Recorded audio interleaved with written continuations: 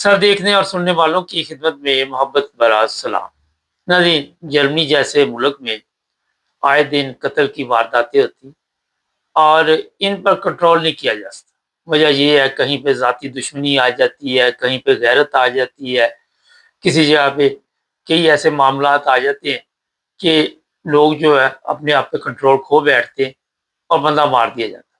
27 سال کا نوجوان جرمنی میں، آپ کو یاد ہوگا، میرا خیال 1 سال کے قریب یا کم عرصہ ہوا قتل ہوا تھا۔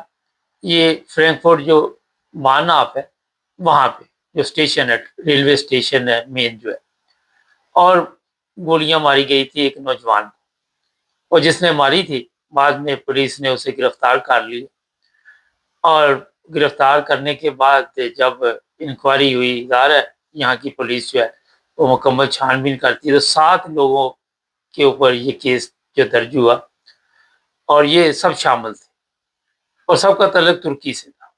یہ حیرانگی کی بات ہے، جو قتل ہوا وہ بھی ترکی، جنہوں نے قتل کیا وہ بھی ترکی۔ اب ان پہ کیس چلا، عدالت نے اب فیصلہ سنایا شاید کل یا پرسوں، پچھلے 1-2 دن میں۔ تو جو یہاں پہ سوال ہے وہ یہی ہے کہ قتل تو انہوں نے کر دیا، لیکن جب ان سے عدالت نے پوچھا کہ قتل کیوں کیا، انہوں نے کوئی جواب نہیں دیا۔ نہ پولیس کو انہوں نے کوئی پروٹوکول دی، پولیس کے پاس تمام ثبوت تھے، موبائل فون، قتل کی ویڈیو، اور اس سازش میں یہ سارے لوگ ملوث تھے۔ اب وہاں پہ خاموشی تھی، اور پھر پولیس نے اپنے طور پہ جب انکوائری کی ہوئی تھی وہ بتایا کہ ترکی سے حالات کے آپس کے خراب تھے، وہ دشمنی جو تھی یہاں پہ آ گئی، اور یہاں پہ آ کے پھر جناب وہ اس کا جو رزلٹ ابھی میں آپ کو بتا رہا ہوں کہ یہاں پہ بھی ایک بندے کو قتل کیا گیا۔ ہو سکتا ہے ترکی میں بھی اسی طرح کے واقعات ہوئے ہوں اور وہاں پہ بھی کوئی نہ کوئی ان کے رشتہ دار جیل میں ہو۔ اب خاموشی جو ہوتی ہے اس پہ یہ آپ کو میں بتا دیتا ہوں، جب بھی آپ اپنے کیس کا دفاع نہیں کرتے یا وہاں پہ خاموش رہتے ہیں تو فرد جرم عائد ہو جاتی ہے اور صاف پتہ چلتا ہے کہ اس بندے نے یہ جرم کیا ہے۔ آپ نے کیا یا نہیں کیا، مگر پولیس جو ہے، جو جرمن پولیس ہے یا یورپین پولیس ہے، ان کا جو بھی طریقہ کار ہے اس کے مطابق سرکاری وکیل نے پھر ایک ڈیمانڈ کی عدالت سے کہ انہیں عمر قید کی سزا دی جائے۔ 7 لوگوں کو عمر قید کی سزا۔ اب یہاں پہ یہ 7 لوگ جو ہے 14 سال ظاہر جیل میں رہیں گے، اور ان کے سٹیٹس کیا ہے وہاں پہ، چاہے عمر فیصد ویزا بھی ہو، 3 سال سے اوپر اگر آپ کو جیل ہو گئی ہے وہاں پہ، جو باتیں ہمارے پروگرام میں ہوتی ہیں بڑی اہم ہوتی ہیں، تو آپ کا جو اوفنسڈ الاؤنس ہے وہ ختم ہو جاتا ہے، آپ کو پھر آپ کے وطن میں بھیج دیا جاتا ہے۔ اور یہ ضروری نہیں کہ ساری جیل آپ نے یہاں پہ کاٹنی، ہو سکتا ہے کہ کوئی 10 سال بعد جب بھی آپ کا ریکارڈ وہ دیکھے گا اگر کچھ ٹھیک ہے تو باقی آپ کو وہ ان کے حوالے کر دیں گے ترکی کی پولیس کے، انہیں بتائیں گے یہ قتل یہاں پہ ہوا تھا، وہاں پہ جو معاملات ہوں گے وہ ترکی جانے یا یہ جانے۔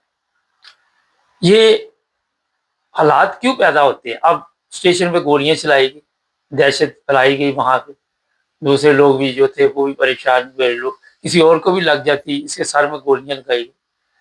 اور پھر یہ میں بتا دیتا ہوں کہ غیر ملکیوں کے یہ جو جرائم ہیں دن بدن بڑھتے جا رہے ہیں۔ پچھلے دنوں وہاں پہ ایک ایسی اور بھی واردات ہوئی تھی، اس میں بھی ترکی ملوث، جس نے قتل کیا وہ ترکی، جو قتل ہوا وہ پاکستانی۔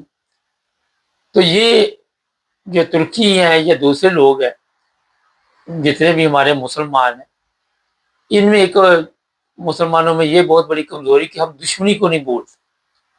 ہم چاہے ان ممالک میں آ جائیں، میں جانتا ہوں یا انگلینڈ میں بھی ایسے لوگ موجود ہیں، جرمنی میں بھی ایسے موجود ہیں، وہ اگر کوئی یہاں پہ بھی پرابلم ہوئی ہے نا تو پاکستان لوگوں کو پریشان کرنا شروع کر دیتے اور وہ سمجھتے ہیں کہ پاکستان ہمارے پاس طاقت ہے، اور یہ ہے کہ یہاں تو ہم انہیں قابو نہیں کر سکتے، ظاہر ہے یہاں کے قوانین سخت ہے اور ہم خود اس جگہ پہ مشکل میں کہیں نہ کہیں قابو آ جائیں گے، تو بہتر یہ ہے کہ یہ بدلے جو ہے کبھی جن ملکوں سے ہم آئے ہوئے ہیں، ترکی ہے، پاکستان ہے، افغانستان، جہاں بھی ہے، ان لوگوں سے لیے جاتے ہیں جن کا قصور بھی نہیں ہوتا۔ یہ جو چیزیں ہیں انہیں ہمیں اپنے آپ کو تبدیل کرنا چاہیے. اب دیکھیں یہ 7 لوگ جو ہے، اگر یہ شادی شدہ ہے یا جو بھی ہے، ان کے گھر برباد ہو گئے، ان کے بچے برباد ہو گئے. جو پہلا واقعہ جو پچھلے ہفتے وہاں پہ آیا، وہ بھی ترکی ہے، 3 بچوں کا باپ ہے، اپنا بھی اس نے کام خراب کر لیا. لوگ پوچھ رہے جی وجہ کیا تھی قتل کی؟ اصل میں وجہ بعد میں سامنے آتی ہے جب کیس عدالت میں جاتا ہے. اگر تو اس طرح یہ ترکی خاموش رہے ہے تو وہ بھی ترکی خاموش رہا، وہ بھی کچھ نہ بولا جس نے پاکستانی کو قتل کیا ہے، تو وہاں پہ ظاہر اسے بھی عمر قید ہوگی. اور اگر وہ کچھ نہیں بتائے گا تو کسی کو بھی کیسے پتہ چل سکتا ہے کہ کیا ہوا. اگر تو کوئی پاکستانی آپس میں ان کے کوئی مسائل ایسے ہو تو پتہ چل جاتا ہے، مگر ایک دوسری کنٹری کا بندہ ہو، وہاں پہ ظاہر ہے پھر کوئی رابطہ بھی نہ ہو، کوئی اس کا پتہ بھی نہ چلے، اور کوئی بتانے کے لیے راضی بھی نہ ہو، تو کس طرح پتہ چلے گا کہ واقعہ کیا ہوا. سنی سنائی باتیں تو بے شمار چل رہی ہوتی ہیں، مگر میں آپ کو جو اکثر بتاتا رہتا ہوں کہ پردے کے پیچھے کیا حقیقت ہے یہ عدالت میں جا کے پتہ چلتا ہے، ویسے کسی کو نہیں پتہ چلتا. وہاں پہ میں نے ایک پروگرام کیا تھا 2-2.5 سال پہلے، اسی طرح کسی پاکستانی فیملی کے بارے میں. اس وقت تو ان کے عزیز بڑے ناراض ہوئے کہ جناب نہیں، بعد میں ابھی تک پتہ چلا کہ جیل میں بیٹھے ہوئے ہیں صاحب. بات تو چیزیں یہ ہوتی ہے کہ ہم اپنے دفاع کے لیے، پھر انسان ہر بندہ جو ہوتا ہے اپنی عزت کے لیے کچھ نہ کچھ وہ ہاتھ پائے مارتا ہے اور لوگوں میں غلط فہمی پیدا کرنے کی کوشش کرتا ہے. مگر یہاں پہ جو قوانین ہے وہ صاف شفاف، ہر طرح کا جو بھی ہوتا ہے وہ بالکل کلیئر ہوتا ہے. اور یہ جو ہماری کمزوری ہے کہ اپنے کمزوری کو چھپانے کے لیے ہم دوسروں کو انڈر پریشر کرنا شروع کر دیتے ہیں، جھوٹی موٹی کہانیاں سنانی شروع کر دیتی ہے. یہ ان عدالتوں میں نہیں چلتی. یہاں کے سرکاری وکیل، نہ رشوت کا تعلق یہاں پہ، نہ پولیس ہے ان میں رشوت کا تعلق ہے، کوئی چیز ایسی نہیں. تو یہ جو کیس اس طرح کے ہوتے ہیں پر نتائج اچھے نہیں ہوتے.